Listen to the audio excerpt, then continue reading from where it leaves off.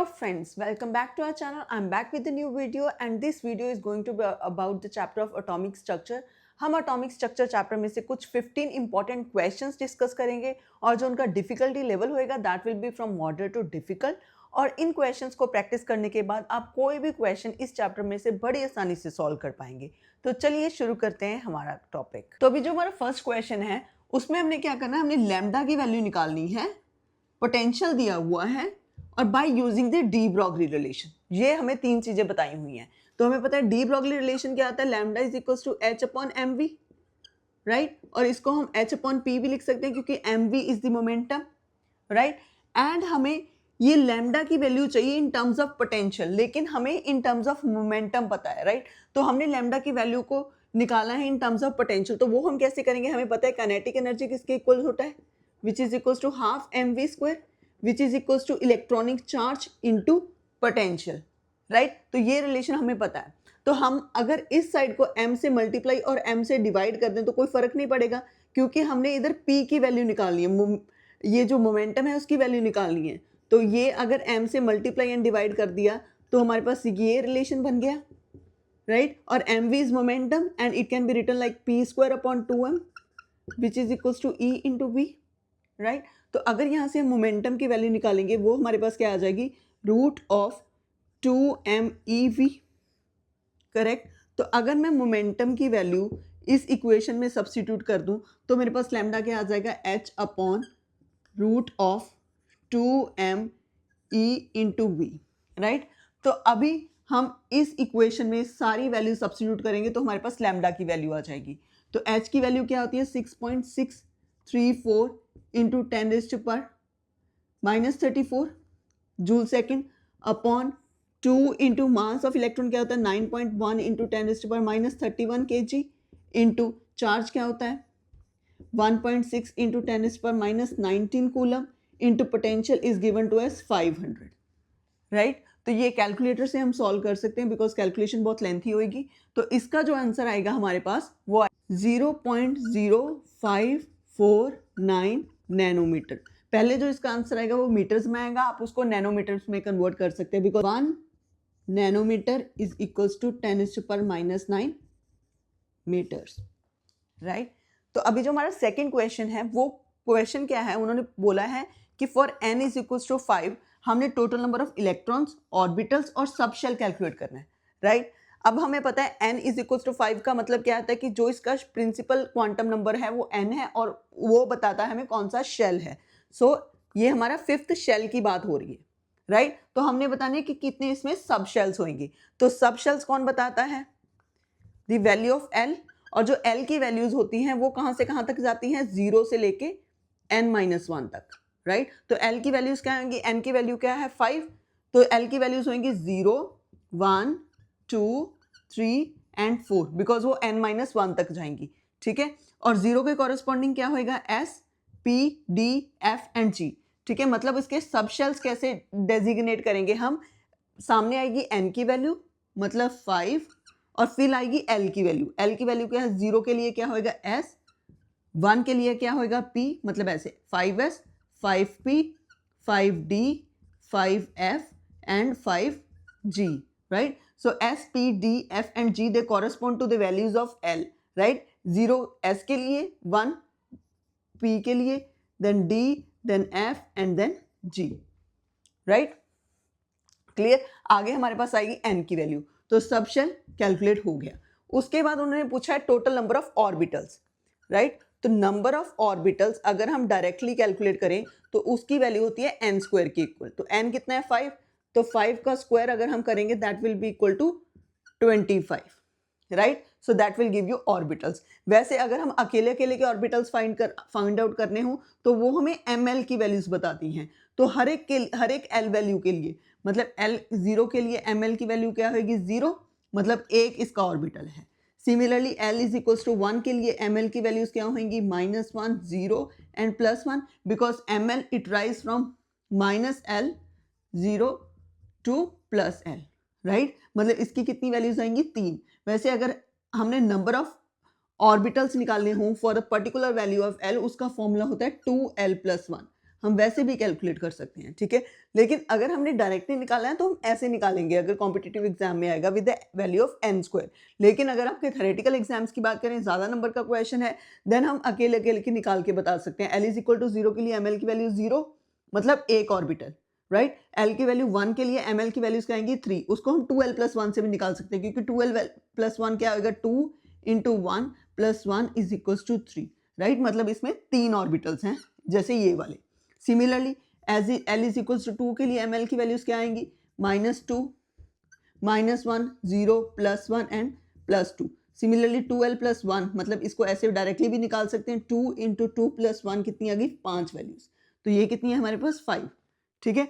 Similarly l is equal to 3 के लिए -3 to +3 lie करेंगी, right. Similarly l is equal to 4 के लिए भी -4 टू +4 तक सारी वैल्यूज लाई करेंगी। तो जब आप इनको वैल्यूज को ऐड अप करोगे तो आंसर आएगा हमारा 25।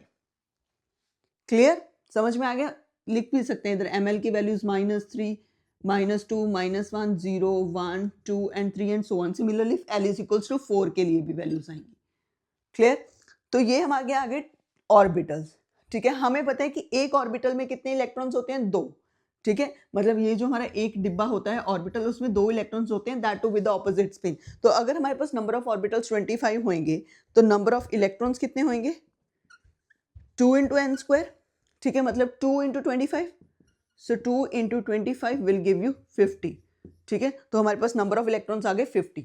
सो नंबर ऑफ इलेक्ट्रॉन्स भी आ गए, ऑर्बिटल्स 25 आ गए, सब शेल्स हमने ये निकाल लिए, डेसिग्नेट कर दिए।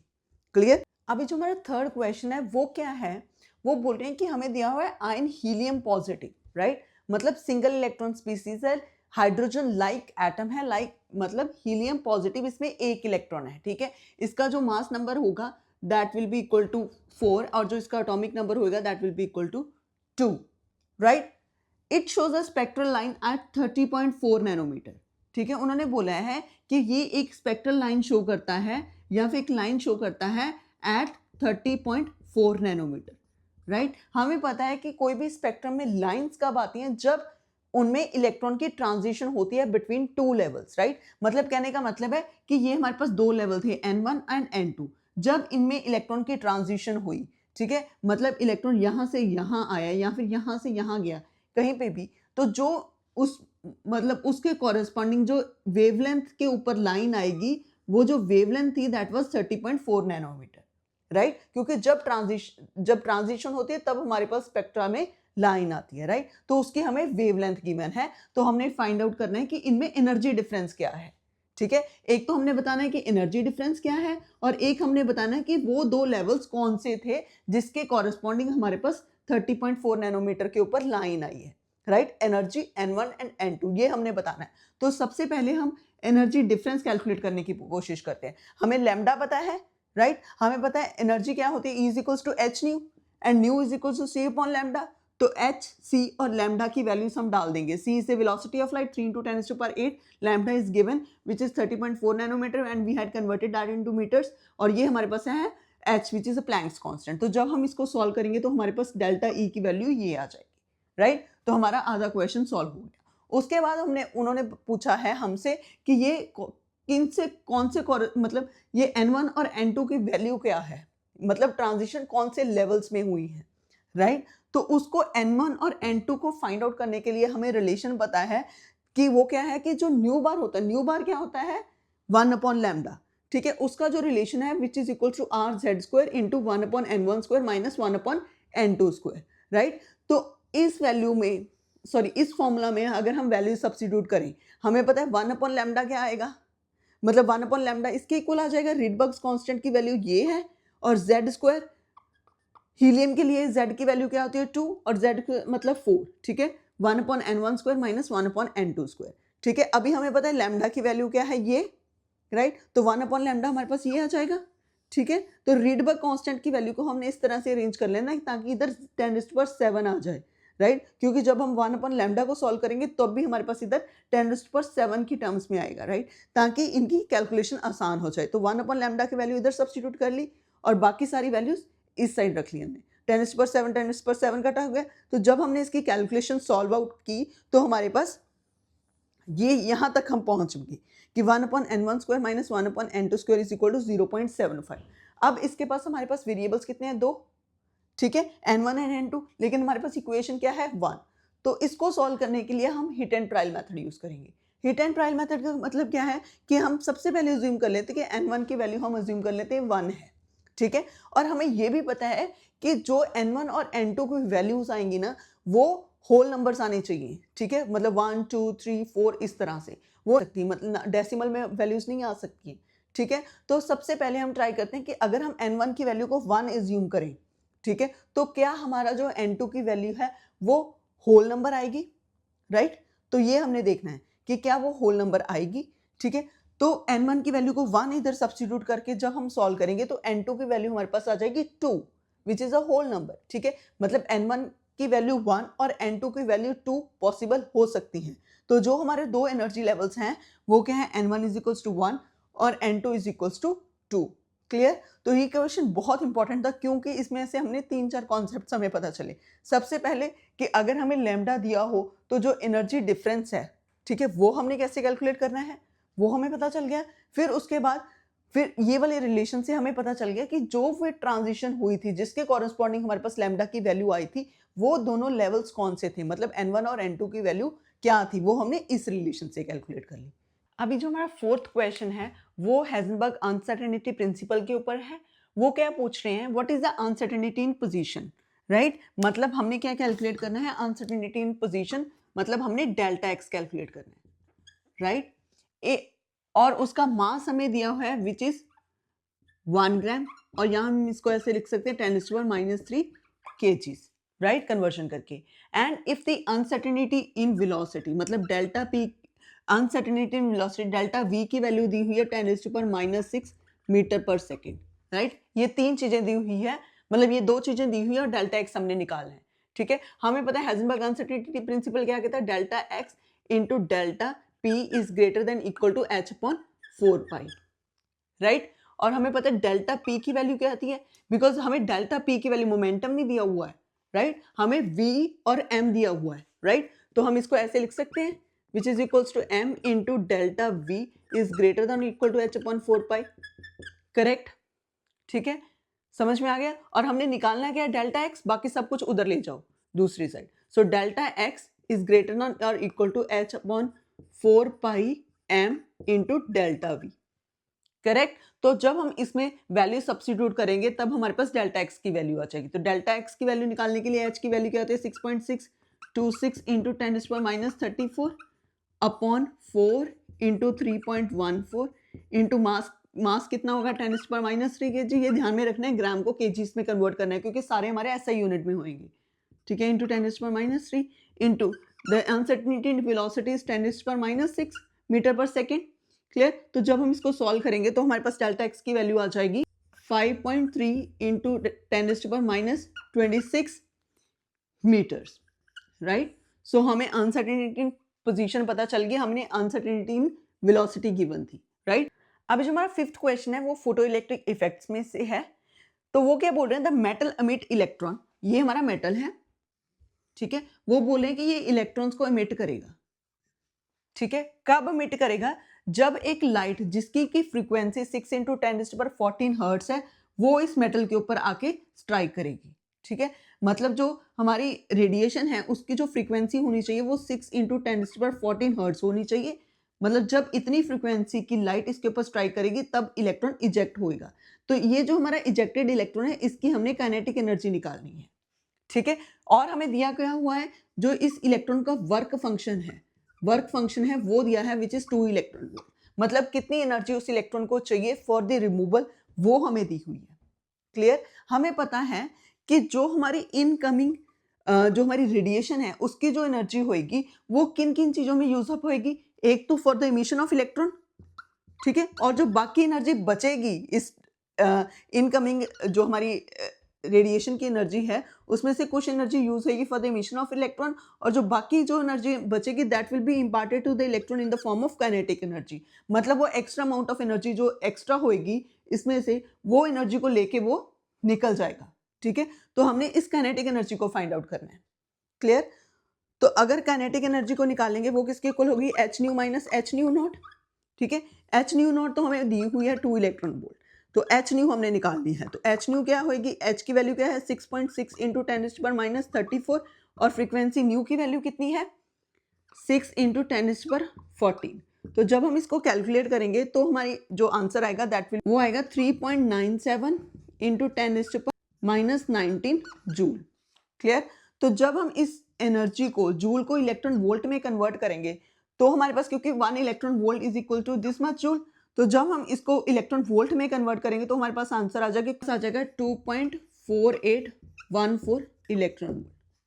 क्लियर। तो जब हम इधर इसमें सब्स्टिट्यूट करेंगे इस इक्वेशन में तो काइनेटिक एनर्जी क्या आ जाएगी, ये जो एच न्यू की वैल्यू वो क्या है 2.4814 माइनस एच न्यू नॉट की गिवन है वर्क फंक्शन विच इज 2, तो जब हम इसको सॉल्व करेंगे तो 0.4814 इलेक्ट्रॉन वोल्ट हमारी काइनेटिक एनर्जी आ जाएगी। अगर हमने इसको काइनेटिक एनर्जी को कन्वर्ट करना है in joules because this is in electron volt, तो हमारे पास कैसे कन्वर्ट करेंगे, 1 electron volt is equal to 1.6 into 10⁻⁻19 joule, तो this much electron volt will be equal to 0.4814 into 1.6 into 10⁻⁻19 joule. ठीक है। तो हमारा जब हम इसको सॉल्व करेंगे तो हमारे पास आंसर आ जाएगा 7.71 इंटू 10⁻⁻20 जूल।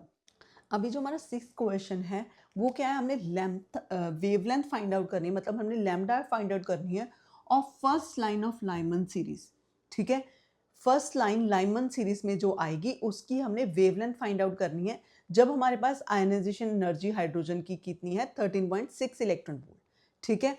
तो इससे समझने, इसको क्वेश्चन करने से पहले हमें Lyman, Balmer, Paschen, Brackett, Pfund in series पता होनी चाहिए कि ये कैसे होती हैं। इनमें क्या होता है कि हमारे पास ये कुछ एनर्जी लेवल्स होते हैं 1 2 3 4 5 6। ठीक है। तो ये जब एनर्जी लेवल्स होते हैं, जब इलेक्ट्रॉन्स की ट्रांजिशन होती है बिटवीन दिस एनर्जी लेवल्स, तब हमारे पास कुछ सीरीज ऑफ लाइंस आती हैं, जैसे यहाँ पे लाइमन, फिर बाल्मर, फिर पास्टन, ब्रैकेट एंड देन पीफन, मतलब ऐसे हमारे पास स्पेक्ट्रा में लाइंस आती हैं। ठीक है। हमने देखना है कि ये जो लाइमन सीरीज वाली लाइन है वो कौन सी ट्रांजिशंस को कॉरेस्पॉन्ड करेंगी। ठीक है। ये बहुत सिंपल है। लाइमन सीरीज में क्या होगा कि जो हमारा फाइनल एनर्जी लेवल होगा वो होगा n1, मतलब वो हमारा होगा फर्स्ट लेवल, मतलब जो हमारा n फाइनल की वैल्यू होगी वो होगी 1, मतलब सारे 1 से ऊपर वाले एनर्जी लेवल्स में जो ट्रांजिशन जब इलेक्ट्रॉन्स 1 लेवल पे आएंगे, ठीक है, तो वो जब लाइंस आएंगी उनको हम बोलेंगे लाइमन सीरीज। ठीक है। समझ में आ गया। अब बाल्मर में क्या होगा, जब हमारी फाइनल एन फाइनल की वैल्यू, फाइनल जब हमारा एनर्जी लेवल होगा वो 2 होएगा, मतलब जब हमारी ट्रांजिशंस 3 4 5 6 लेवल्स में से 2 लेवल पे आएंगी तब वो होएगा बाल्मर सीरीज। ठीक है। सिमिलरली पास्टन में क्या होएगा, जब हमारा एन फाइनल की वैल्यू होएगी 3, मतलब सारे 3 से ऊपर वाले एनर्जी लेवल्स में से जब इलेक्ट्रॉन n3 लेवल पे आएंगे तो वो पास्टन सीरीज आएगी। ठीक है। सिमिलरली ब्रैकेट जब हमारा n फाइनल होएगा 4। ठीक है। तो जब ये ट्रांजिशंस होती हैं तब हमारे स्पेक्ट्रा में लाइंस आती हैं जिनको हम बोलते हैं Lyman, Balmer, Paschen, Brackett, Pfund and so on. ठीक है। समझ में आ गया। जब हायर लेवल से ट्रांजिशंस लोअर लेवल पे होती हैं तब ये सीरीज आती हैं। जब हमारा फाइनल लेवल 1 होएगा तब हमारी वो होगी लाइमन सीरीज। तो क्वेश्चन लाइमन सीरीज का है। लाइमन सीरीज का क्वेश्चन क्या है कि हमने वेवलेंथ फाइंड आउट करनी है फर्स्ट लाइन की। ठीक है। तो ये है हमारी फर्स्ट लाइन। फर्स्ट लाइन में क्या होगा कि जो हमारा एन फाइनल की वैल्यू होगी वो 1 होगी और जो हमारा एन इनिशियल होगा वो 2 होएगा। तो ये जो जब हमारी n1 की जब फाइनल की वैल्यू 1 और इनिशियल की वैल्यू 2 होगी तब हमारे पास ये फर्स्ट लाइन आएगी लाइमन सीरीज की। ठीक है। लाइमन सीरीज में एन फाइनल की वैल्यू 1 होती है और एन इनिशियल्स की 2 3 4 मतलब हायर एनर्जी लेवल्स में से ट्रांजिशंस होती है जब एन फाइनल 1 पे ऊपर। तो जब अब अगर हमारी फर्स्ट लाइन की बात करें तो एन फाइनल 1 होएगा और एन इनिशियल क्या होएगा 2, मतलब जब हमारी 2 में से 1 पे जाएगी। क्लियर। तो एन फाइनल और एन इनिशियल की वैल्यू पता है, हमने लैम्डा की वैल्यू निकालनी है। ठीक है। और हमारे इधर जो हमारी ई एन की वैल्यू क्या है -13.6 upon N square into electron volt. तो डेल्टा ई क्या होगा, E final minus E initial. तो ई फाइनल में 1 वैल्यू डाल देंगे, ई इनिशियल में एन की वैल्यू 2 डाल देंगे। तो जब हम इसे सॉल्व करेंगे तो हमारे पास डेल्टा ई की वैल्यू आ जाएगी -10.2 इलेक्ट्रॉन वोल्ट। ठीक है। तो लेकिन हमें वेवलेंथ चाहिए नैनोमीटर्स या मीटर्स, तब हम डेल्टा ई को कन्वर्ट करेंगे इन जूल्स। हमें पता है 1 electron volt is equal to 1.6 into 10⁻⁻19। तो जब हम इसको इससे मल्टीप्लाई करेंगे तब हमारे पास एनर्जी की वैल्यू जूल्स में आ जाएगी, राइट। तो हमारे पास डेल्टा ई पता चल गया किसका, for first line of lineman series का, ठीक है। मतलब इसका जो हमें एनर्जी डिफरेंस पता चल गया। हमें पता है कि जो एनर्जी डिफरेंस होता है that is equal to H nu, और न्यू की वैल्यू कहते हैं सी अपॉन लैम्डा। तो लैम्डा को अगर इधर ले जाएंगे तो हमारे पास क्या आ जाएगा, H C upon delta E. तो जब हम इसमें वैल्यू सब्स्टिट्यूट करेंगे तब हमारे पास, क्योंकि एच की वैल्यू होती है Planck's constant, C is the velocity of light, delta E हमने इधर निकाल लिया, ठीक है, इन टर्म्स ऑफ जूल्स। तो ये जब हम वैल्यू सब्स्टिट्यूट करेंगे तब हमारे पास लैम्डा की वैल्यूज आ जाएंगी। क्लियर। तो इसमें से ये आपको पता होना चाहिए कि फर्स्ट लाइन लाइनमैन सीरीज की क्या होती है। सिमिलरली सेकंड लाइन क्या होगी, जब हमारे पास n फाइनल की वैल्यू 1 होगी और n इनिशियल की वैल्यू होगी 3। अभी जो हमारा नेक्स्ट क्वेश्चन है वो है इलेक्ट्रॉनिक कॉन्फ़िगरेशन के ऊपर। उन्होंने हमें पूछा है क्रोमियम और कॉपर की इलेक्ट्रॉनिक कॉन्फ़िगरेशन बतानी है और क्वांटम नंबर्स बताने हैं लास्ट इलेक्ट्रॉन की, राइट। तो पहले हम क्रोमियम की बात कर लेते हैं। क्रोमियम का एटॉमिक नंबर कितना है, 24, ठीक है। तो अगर इसकी इलेक्ट्रॉनिक कॉन्फ़िगरेशन लिखें तो क्या आएगी, आर्गन, क्योंकि आर्गन में 8 इलेक्ट्रॉन कवर हो जाएंगे। देन उसके बाद क्या आएगी, 3d और 4s होता है हमारे पास, ठीक है। तो 4s में n+l रूल के अकॉर्डिंग कितनी वैल्यू आएगी, 4, n की वैल्यू 4 और l की वैल्यू 0, 4। और 3d के लिए n+l की वैल्यू क्या आएगी, 3+2 विच इज़ 5, ठीक है। और हमें पता है कि n+l की वैल्यू जिसकी कम होती है इलेक्ट्रॉन पहले, उसमें कंप्लीट फिलिंग होती है, राइट।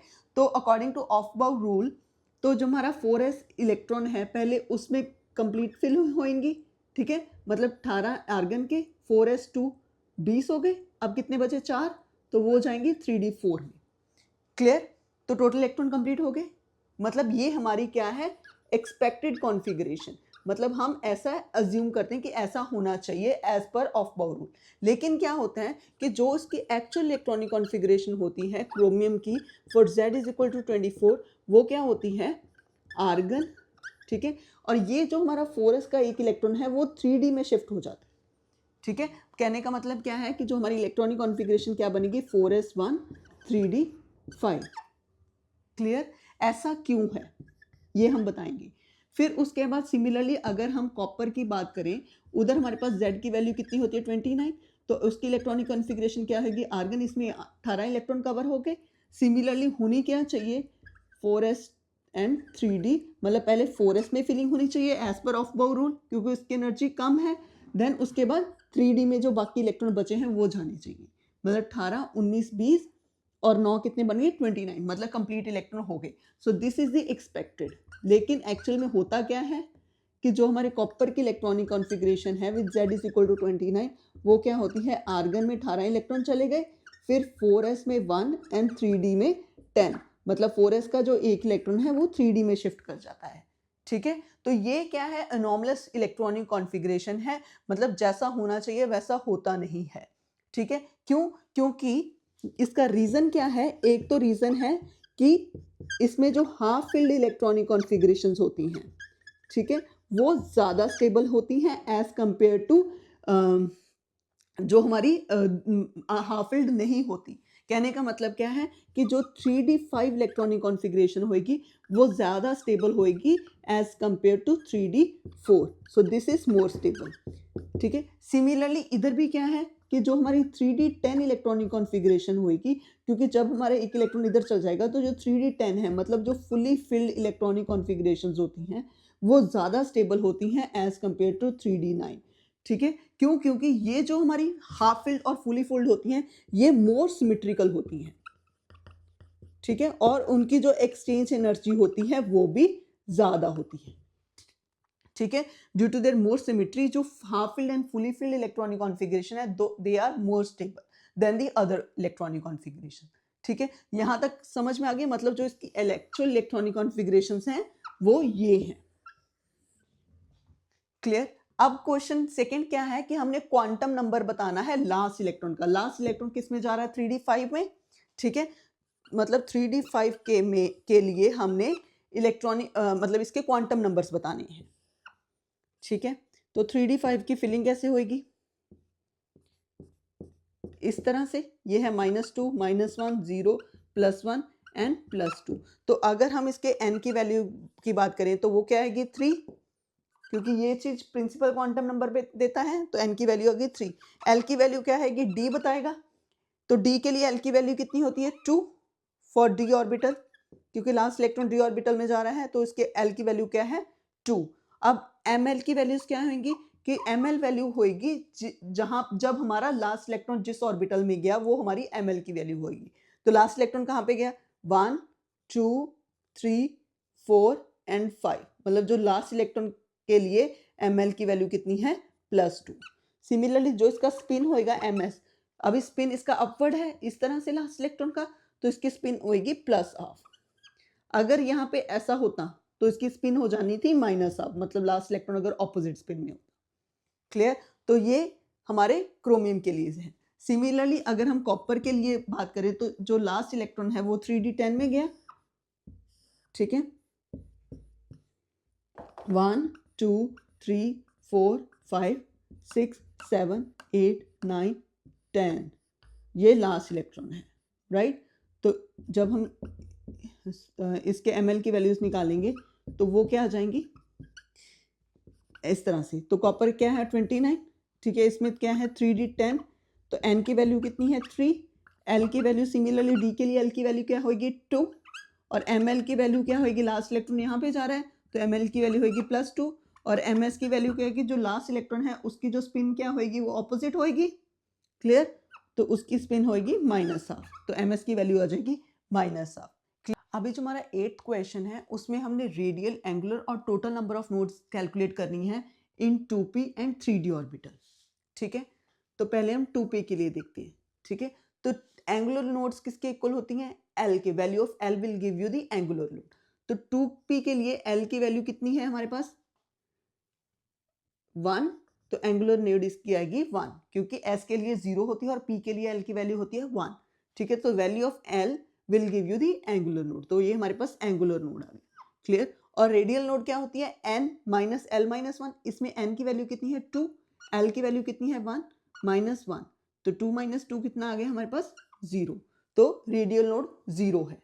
तो टोटल नंबर ऑफ नोड्स वैसे अगर हम इसको भी कैलकुलेट करें दोनों का ऐड करके कितनी आ जाएगी 1, वैसे इसकी वैल्यू होती है n - 1, तो n कितनी है इसकी 2, 2 - 1 विल गिव यू 1, तो ये 2p के लिए आ गया। सिमिलरली अगर हम 3d के लिए बात करें तो जो हमारी एंगुलर नोड है वो l है, तो इसमें l की वैल्यू कितनी होती है 2, s के लिए 0, p के लिए 1 और d के लिए 2, l की वैल्यू, तो एंगुलर नोड आ गई 2। और रेडियल नोड कितनी आएंगी n - l - 1, तो n की वैल्यू है 3 माइनस l की वैल्यू है 2 -1, तो इसमें भी जो हमारी रेडियल नोड आएगी वो आएगी 0। तो टोटल नंबर ऑफ नोड अगर इन दोनों को एड अप कर देंगे तो 2 + 0 is 2, so total number of nodes are 2, and वैसे भी हम जो टोटल नोड्स होती हैं दैट इज n - 1, तो n कितनी है 3, 3 - 1 विल गिव यू 2। क्लियर, तो ये हमारा क्वेश्चन हो गया। अभी जो नेक्स्ट क्वेश्चन है हमने बताना है using Bohr model calculate the energy of electron in second orbit, ठीक है। तो जो हमारा सेकेंड ऑर्बिट है उसकी हमने एनर्जी बतानी है, क्लियर, ऑफ हाइड्रोजन एटम। तो हाइड्रोजन एटम के लिए की जो एनर्जी की वैल्यू होती है that is equals to -13.6 upon n², where n is the principal quantum number, या फिर हम ये बोलते हैं कि कौन सा शेल है या कौन सा ऑर्बिट है।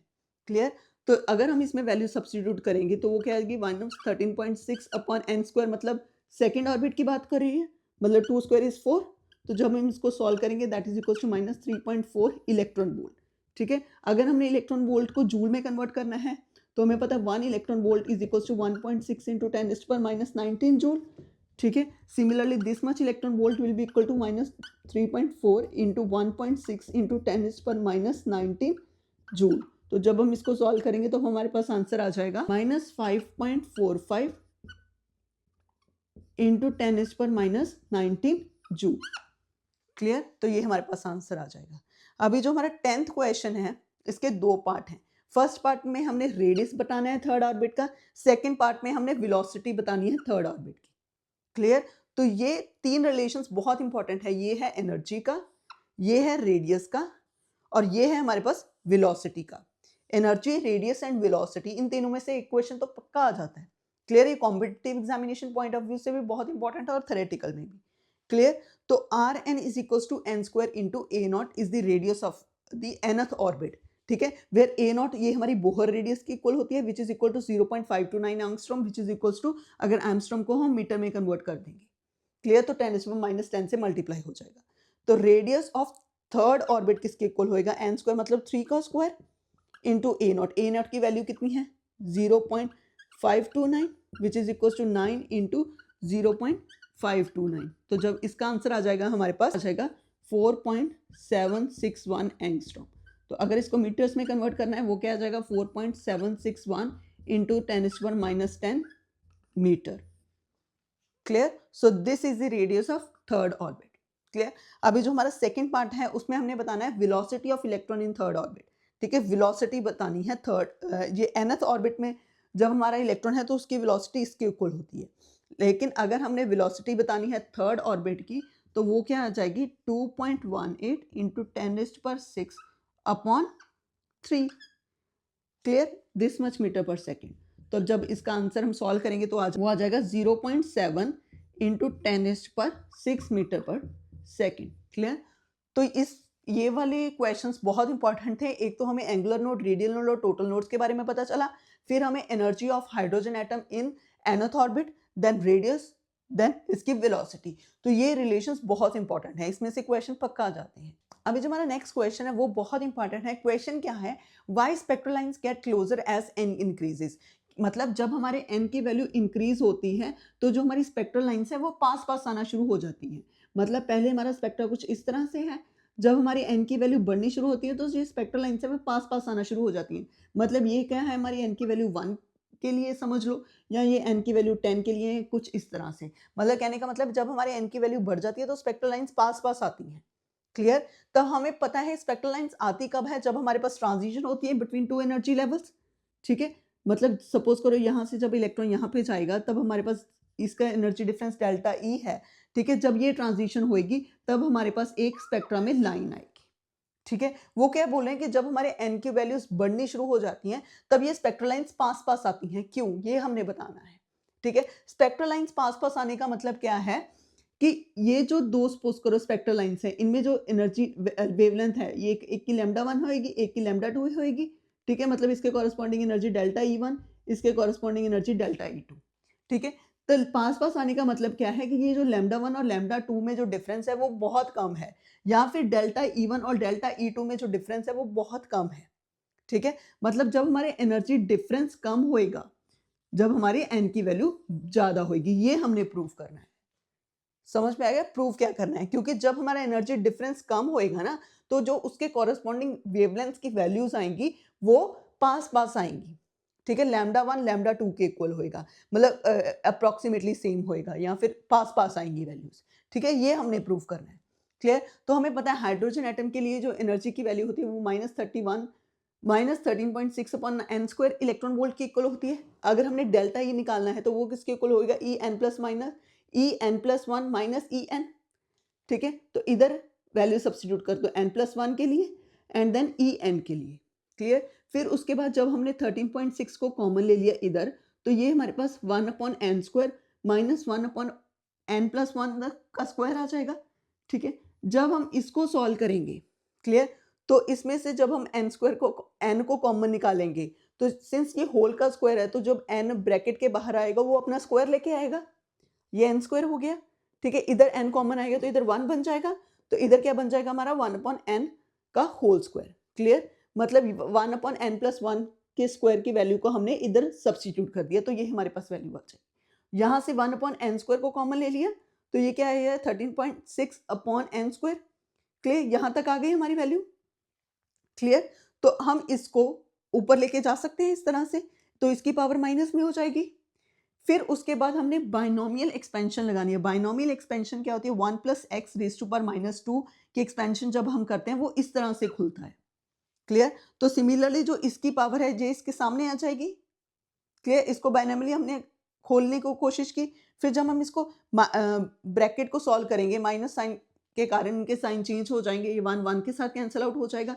हमें पता है जब हमारा n की वैल्यू बड़ी होती है तो 1/n² कम होना शुरू हो जाता है, तो 3/n² को हम निगलेक्ट कर देते हैं। तो तो हमारे पास वैल्यू क्या आ जाएगी डेल्टा ए की कुछ इस तरह से, ठीक है। तो जो हमारा डेल्टा ई आ जाएगा that is equals to 27.2 upon n cube electron volt, ठीक है। तो ये हमारी डेल्टा ई की वैल्यू आ जाएगी। तो जब हम इस डेल्टा ई की वैल्यू को ध्यान से देखते हैं तो अगर हम n की वैल्यू इंक्रीज करेंगे, n की वैल्यू बढ़ाएंगे, तो जो हमारा डेल्टा ई की वैल्यू कम हो जाएगी। यही तो हमने प्रूव करना था कि जब हमारे n की वैल्यू बढ़ती है तो डेल्टा ई की वैल्यू कम होती है, मतलब जो एनर्जी डिफरेंस है वो कम होता है। कहने का मतलब क्या है कि जब हमारे n की वैल्यूज बढ़ती हैं तो जो हमारी स्पेक्ट्रल लाइंस है वो पास पास आना शुरू हो जाती हैं। Clear? I hope this is clear. अभी जो हमारा 12th क्वेश्चन है वो हमने अरेंज करना है इन ऑर्बिटल्स को in order of their increasing energy, ठीक है। तो जब हमने एनर्जीज फाइंड आउट करनी है वो हम n प्लस एल के अकॉर्डिंग फाइंड आउट करते हैं, ठीक है। तो पहले 4s के लिए n प्लस एल की वैल्यू क्या होगी, n की वैल्यू 4 और l की वैल्यू 0, तो इसकी आगे 4। सिमिलरली 3d के लिए n प्लस एल की वैल्यू क्या आएगी 3 plus 2 which is equal to 5, क्योंकि d के लिए l की वैल्यू होती है 2। 4p के लिए n प्लस एल की वैल्यू क्या आएगी 4 प्लस s के लिए होती है 0 और p के लिए होती है 1, तो इसकी वैल्यू आ जाएगी 5। सिमिलरली 5s के लिए n प्लस एल क्या आएगा 5 प्लस 0 विच इज 5। तो 4f के लिए n प्लस एल की वैल्यू क्या आएगी 4 और f के लिए l की वैल्यू क्या होती है s p d and f इसकी वैल्यू होती है 3, क्योंकि s के लिए 0, p के लिए 1, d के लिए 2 एंड f के लिए 3, तो इसकी आ जाएगी 7, ठीक है। तो सबसे कम एनर्जी किसकी है 4s की, ठीक है। उसके बाद ये तीनों की जो n प्लस एल की वैल्यूज क्या है वो सेम है। जब n प्लस एल की वैल्यू सेम होती है तो जिसकी कम n की वैल्यू होती है उसकी कम एनर्जी होती है, मतलब इसके बाद जो कम एनर्जी किसकी होगी 3d की, ठीक है, क्योंकि उसकी n की वैल्यू कम है। सिमिलरली 4p और 5s में कम किसकी होगी 4s की, सॉरी 4p की, ठीक है, एंड देन 5s और सबसे ज्यादा किसकी होगी 4f की, ठीक है। तो पहले हमने n प्लस एल के अकॉर्डिंग देखना है, उसके बाद हमने जिसकी कम वैल्यू होगी n की, अगर सेम वैल्यूज हैं n प्लस एल की तो उसकी कम एनर्जी हुई। सो दिस इज डन। अभी जो 13 क्वेश्चन है वो क्या है कि हमें बताया कि प्रोटॉन, न्यूट्रॉन और प्रोटॉन है उनकी सेम काइनेटिक एनर्जी है। हमने बताना है किसकी कम वेवलेंथ होगी न्यूट्रॉन और प्रोटॉन से, तो इनका मासेस हमें दिए हुए हैं। क्लियर? कई बार मासेस नहीं भी दिए होते तो आपको ये याद भी रखने पड़ सकते हैं, ठीक है। तो डी ब्रोगलीज रिलेशन क्या है वेवलेंथ का, it is equals to h upon mv। Clear? समझ में आ गया? तो अभी हमें सेम काइनेटिक एनर्जी दी हुई है, मतलब हमने डी ब्रोगली रिलेशन को काइनेटिक एनर्जीज के टर्म्स में देखना है। काइनेटिक एनर्जी किसके इक्वल होती है, it is equals to half mv square. Clear? तो इसको हम ऐसे लिख सकते हैं m square v square upon 2m, ठीक है, या फिर इसको हम p स्क्वायर अपॉन 2m लिख सकते हैं, और इसको हम h अपॉन p लिख सकते हैं because mv is equals to momentum. Clear? तो यहाँ से अगर हम काइनेटिक एनर्जी की वैल्यू कैलकुलेट करें so it is equal, sorry इधर से हमने अगर मोमेंटम की वैल्यू कैलकुलेट करें तो it is equals to root of 2m into kinetic energy. Clear? तो अब अगर हम p की वैल्यू यहाँ पे डाल दें तो हमारे पास लैम्डा की वैल्यू क्या आएगी h upon root of 2m into E, where E is the kinetic energy. Clear? अब क्वेश्चन में दिया है कि उनकी काइनेटिक एनर्जी क्या है, सेम है। अगर काइनेटिक एनर्जी सेम है तो हम इसको ऐसा समझ सकते हैं कि lambda is inversely proportional to the square root of masses. Clear? ये रिलेशन यहां से बन के आ सकता है। कहने का मतलब क्या है कि जिसका मास ज्यादा है उसकी जो वेवलेंथ है वो कम होगी। क्लियर? अब अगर हम इन दोनों के मासेस को कंपेयर करें, ठीक है, हमने बताया किसकी कम वेवलेंथ है, मतलब जिसका मास ज्यादा होगा उसकी वेवलेंथ कम होगी। मास ज्यादा किसका है, इसका कितना है 6.7, तो इधर 6.7 होता है 1.6749, ठीक है। तो मास किसका ज्यादा है, इसका कितना है 1.6726, इधर 2 है, इधर क्या है 4, तो मास ज्यादा किसका है न्यूट्रॉन का, ठीक है। मास न्यूट्रॉन का ज्यादा है क्योंकि इसका मास कितना है 1.6749 इंटू 10⁻⁻27।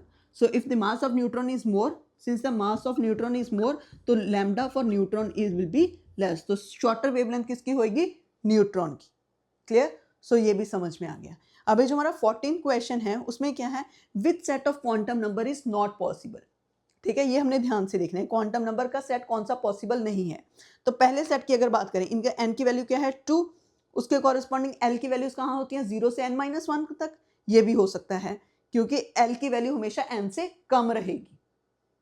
ठीक है, तो एल की वैल्यू कम है। इधर एम एल की वैल्यूज कहाँ से कहाँ तक लाई करती हैं, -L टू +L, तो ये भी सही है। और एम एस की वैल्यू +½ या -½ हो सकती है, तो ये पॉसिबल है। क्लियर, हम ऐसा लिख देते हैं, for a particular value of n, जो एल की वैल्यूज होती हैं, it lies from 0 to n-1, और जो एम एल की वैल्यूज होती हैं वो -L 0 से +L तक लाई करती हैं, और एम एस की वैल्यू होती है -½ और +½ ठीक है। अगर ये कंडीशंस को फॉलो कर रहा है then that set of quantum number is allowed, otherwise not. तो पहला अलाउड है। सेकंड में n की वैल्यू क्या है 2, l की वैल्यू 2 हो सकती है नहीं, क्योंकि l की वैल्यू 0 से n-1 तक जा सकती है, ये n के इक्वल नहीं हो सकती, सो दिस इज नॉट पॉसिबल। अगर हम c की बात करें, ठीक है, उसमें n की वैल्यू क्या है 5, ओके, l की वैल्यू क्या है 4 which is less than n, क्योंकि वो 0 से n-1 तक जा सकती है। ml की वैल्यू क्या है +4 हो सकती है, क्योंकि ml की वैल्यू -L से +L तक जा सकती है।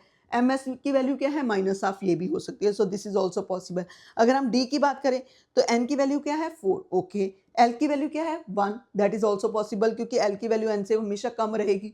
और ml की वैल्यू कहाँ से कहाँ तक लाई करेगी, -L टू +L, मतलब ये -1 से लेके +1 तक जा सकती है, मतलब -1 0 और +1 ही हो सकती है, तो ये +2 नहीं हो सकती, सो this is not possible. Clear, तो इसमें से भी क्वेश्चन आराम से आ जाता है।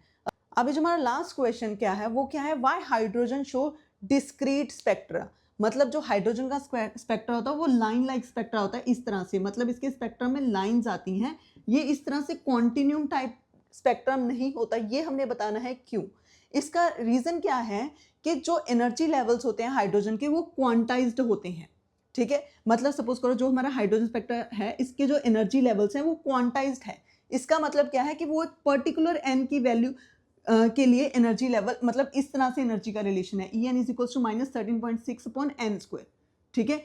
और जो हमारे n की वैल्यूज होती हैं वो होती है 1 2 3 4 एंड सो ऑन, ठीक है, मतलब एक पर्टिकुलर एनर्जी की वैल्यू होगी, मतलब क्वांटाइज का मतलब कि जो इलेक्ट्रॉन है वो यही लेवल पे फिक्स्ड रहेगा, मतलब जो इलेक्ट्रॉन्स हैं वो फ्री नहीं है, they are fixed at a particular energy levels, और उनकी एनर्जी लेवल्स हैं वो क्वांटाइज्ड हैं। और स्पेक्ट्रम में लाइन आती कब है, जब हमारी ट्रांजिशंस होती है इन एनर्जी लेवल्स में, ठीक है। तो जो डेल्टा ए की वैल्यू होगी वो होगी En2 - En1 which is equals to h, ठीक है, समझ में आएगा। जब इन एनर्जी लेवल्स में ट्रांजिशंस होगी तब हमारे पास लाइन आती है स्पेक्ट्रा की, और जो ई ट्रांजिशंस हैं वो एक फिक्स्ड एनर्जी और फिक्स्ड वेवलेंथ के कॉरेस्पॉन्डिंग एक लाइन देती है। क्लियर, समझ में आ गया, क्योंकि सिंस हमारा यहाँ पे n की वैल्यू आ जाती है ना इंटेग्रल, तो इसका मतलब कि जो इसके एनर्जी लेवल्स हैं वो क्वांटाइज्ड हैं, जो इलेक्ट्रॉन्स हैं वो ही फिक्स एनर्जी लेवल्स को ऑक्यूपाई करेगा। और स्पेक्ट्रम में लाइन कब आएगी, जब वो इलेक्ट्रॉन उस पर्टिकुलर लेवल से नीचे ट्रांजिशन शो करेगा, मतलब एक लेवल से दूसरे लेवल में जब वो जंप करेगा तब हमारे पास स्पेक्ट्रम में लाइन आती है। क्लियर, और ओनली स्पेसिफिक ट्रांजिशन से अलाउड है, ऐसा नहीं है कि कोई भी ट्रांजिशन हो सकती है। जैसे हमारे पास लाइमन बाल्मर पास्टन ब्रैकेट पीफर्न सीरीज आती है ना, जैसे लाइमन में इनिशियल की वैल्यू 2 होती है और फाइनल की वैल्यू 1 होती है, मतलब 2 से 1 पे जब हमारी ट्रांजिशन होगी तब हमारे पास लाइमन सीरीज आएंगी, ठीक है। Only fix transitions are allowed, ठीक है।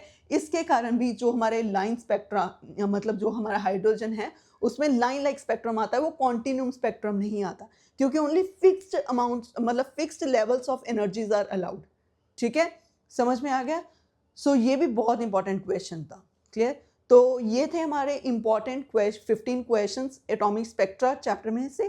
तो अगर आपको ये वीडियो अच्छी लगी हो तो इस वीडियो को लाइक करें, कमेंट करें अपने सजेशंस, और चैनल को सब्सक्राइब भी करें। Thank you so much.